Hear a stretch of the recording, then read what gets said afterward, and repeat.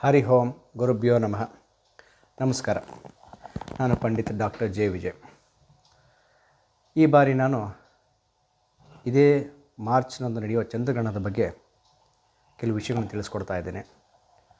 March 3ನೇ ತಾರೀಕು ಮಂಗಳವಾರ ಫಾಲ್ಗುಣ ಮಾಸದ ಶುಕ್ಲ ಪಕ್ಷದಂದು ಕೇತುಗ್ರಸ್ತ ಚಂದ್ರಗ್ರಹಣ ನಡೀತಾ ಇದೆ. ಅಂದರೆ ಅವತ್ತು ಕಾಮನ ಹಬ್ಬ ಅಂದರೆ ಹೋಳಿ ಹಬ್ಬದ ದಿವಸ ಚಂದ್ರಗ್ರಹಣ ಇದೆ. ಗ್ರಹಣ ಬೆಂಗಳೂರಿನಲ್ಲಿ ಚಂದ್ರೋದಯ ನಂತರ ಗೋಚರಣೆ ಇರ್ತದೆ. ಅಂದರೆ ಸಂಜೆ ಚಂದ್ರೋದಯ ಆಗೋದು ಅವತ್ತು ನಮಗೆ 6:28. ಚಂದ್ರಗ್ರಹಣದ ಮೋಕ್ಷ ಕಾಲ ಬಂದು 6:47. ಈ 17 ನಿಮಿಷಗಳ ಕಾಲ ಚಂದ್ರಗ್ರಹಣದ ಗೋಚಾರ ಬೆಂಗಳೂರಿನಲ್ಲಿರುತ್ತೆ. ಆದರೆ ಗ್ರಹಣ ಸ್ಪರ್ಶಕಾಲ ಬಂದು ಮಧ್ಯಾಹ್ನ 3:13 ಸ್ಪರ್ಶಕಾಲ ಆಗುತ್ತದೆ. ಅಂದರೆ ನಾವು ಗ್ರಹಣದ ಆಚರಣೆಯನ್ನು ಮಧ್ಯಾಹ್ನ 3:13 ನಾವು ಸ್ಪರ್ಶಕಾಲ ಯಾವಾಗ ಆಗುತ್ತದೋ ಆವಾಗಲಿಂದಲೇ ನಾವು ಗ್ರಹಣದ ಆಚರಣೆಯನ್ನು ಮಾಡಿಕೊಳ್ಬೇಕಾಗತ್ತೆ. ಸ್ಪರ್ಶಕಾಲದ ನಂತರ ನಮಿಲನ ಕಾಲ 4:44, ಮಧ್ಯಕಾಲ 5 ಗಂಟೆಗೆ, ಉನ್ಮಿಲನ ಕಾಲ 5:33, ಮೋಕ್ಷಕಾಲ 6:47. ಅಂದರೆ 3:15 ಚಂದ್ರಗ್ರಹಣ ಶುರುವಾಗ್ತದೆ. ಸಂಜೆ 6:47 ಚಂದ್ರಗ್ರಹಣ ಇರ್ತದೆ.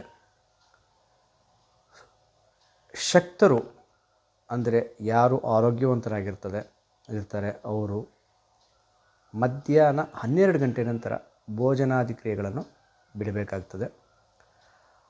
ವೃದ್ಧರು, ಆರೋಗ್ಯ ಇಲ್ಲದೇ ಇರೋರು, ಮಕ್ಕಳು ಇವರು ಮಧ್ಯಾಹ್ನ 3 ಗಂಟೆಯಿಂದ ಚಂದ್ರಗ್ರಹಣದ ಮೋಕ್ಷ ಕಾಲದವರೆಗೆ ಅಂದರೆ 6:47 ಭೋಜನ ಮಾಡದೇ ಇರೋದು ಒಳ್ಳೆಯದು. ನಂತರ 6:47 ನಂತರ ಸ್ನಾನಾದಿ ಕ್ರಿಯೆಗಳನ್ನು ಮಾಡಿ ಪೂಜೆಯನ್ನು ಮಾಡಿ ಭೋಜನವನ್ನು ಸೇವಿಸಿದರೆ ತುಂಬ ಒಳ್ಳೆಯದು. ಈ 12 ಗಂಟೆ ನಂತರ ಗ್ರಹಣದ ಆಚರಣೆ ಮಾಡೋರು, ಮಂತ್ರಶಕ್ತಿಯನ್ನು ಪಡೆಯೋರಾಗಲಿ, ಜಪತಪಗಳನ್ನು ಮಾಡೋರಾಗಲಿ 12 ಗಂಟೆಯ ಮೇಲೆ ಅವರು ಸ್ನಾನಾದಿಗಳನ್ನು ಮಾಡಿಕೊಂಡು ಅದರ ಒಂದು ಪೂಜಾ ಕ್ರಿಯೆಗಳನ್ನು ಮಾಡಿಕೊಳ್ಬೋದು. ಚಂದ್ರಗ್ರಹಣ ನಮಗೆ ಮಧ್ಯಾಹ್ನ 3:13 6:47 ಇರ್ತದೆ. ಈ ಸಮಯದಲ್ಲಿ ನಾವು ಚಂದ್ರಗ್ರಹಣ ಆಚರಣೆ ಮಾಡಬೇಕು. ಇನ್ನು ಚಂದ್ರಗ್ರಹಣ ನಮಗೆ ಮಖಾ ನಕ್ಷತ್ರ, ಪುಬ್ಬಾ ನಕ್ಷತ್ರ, ಸಿಂಹರಾಶಿಯಲ್ಲಿ ಗ್ರಹಣ ನಡೀತಾ ಇರೋದ್ರಿಂದ ಈ ರಾಶಿಯವರಿಗೆ ಸ್ವಲ್ಪ ತೊಂದರೆಗಳು ಉಂಟಾಗಬಹುದು. ಅವರು ಶಾಂತಿಯನ್ನು ಮಾಡಬೇಕು. ನಂತರ ಶತಭಿಷ ನಕ್ಷತ್ರ, ಪೂರ್ವಭಾದ ನಕ್ಷತ್ರ, ಮೀನರಾಶಿಯವರಿಗೂ ಕೂಡ ಸ್ವಲ್ಪ ತೊಂದರೆಗಳು ಆಗಬಹುದು. ಇದೇ ರೀತಿ ಹಲವಾರು ರಾಶಿಗಳಿಗೆ ಇರೋ 12 ರಾಶಿಗಳಲ್ಲಿ 1-2-3 ರಾಶಿಗಳಿಗೆ ಮುಖ್ಯವಾಗಿ ನಕ್ಷತ್ರದವರಿಗೆ ಅದನ್ನು ನಾವು ದಶಾಭುಕ್ತಿ ನೋಡಿಕೊಂಡು ಚಂದ್ರನ ಅಧಿಪತಿ ಇರುವಂಥ ನಕ್ಷತ್ರದವರಾಗಲಿ ಅಥವಾ ಚಂದ್ರ ದಶೆ ಇರೋರಾಗಲಿ ಕೆಲವು ತೊಂದರೆಗಳು ಬರಬಹುದು.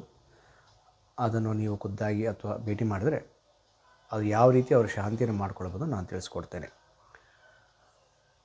ಅಂದರೆ ಮುಖ್ಯವಾಗಿ ತಿಳ್ಕೊಳ್ಬೇಕಾಗಿರೋಂಥದ್ದು ಮಾರ್ಚ್ 3ನೇ ತಾರೀಕು ಮಧ್ಯಾಹ್ನ 3:13 ಸಂಜೆ 6:47 ಚಂದ್ರಗ್ರಹಣದ ಆಚರಣೆ ಇರ್ತದೆ. ಯಾವ್ಯಾವ ನಕ್ಷತ್ರ ತೊಂದರೆ ಇರ್ತದೆ ಅದನ್ನು ಹೇಳಿದ್ದೇನೆ. ಇನ್ನೂ ಕೆಲವು ನಕ್ಷತ್ರ ತೊಂದರೆಗಳು ಇರ್ಬೋದು. ಅವರು ನನ್ನ ಭೇಟಿ ಮಾಡಿ ತಿಳಿದುಕೊಳ್ಳಬಹುದು. ಎಲ್ಲರಿಗೂ ಒಳ್ಳೆಯದಾಗಲಿ. ನಮಸ್ಕಾರ.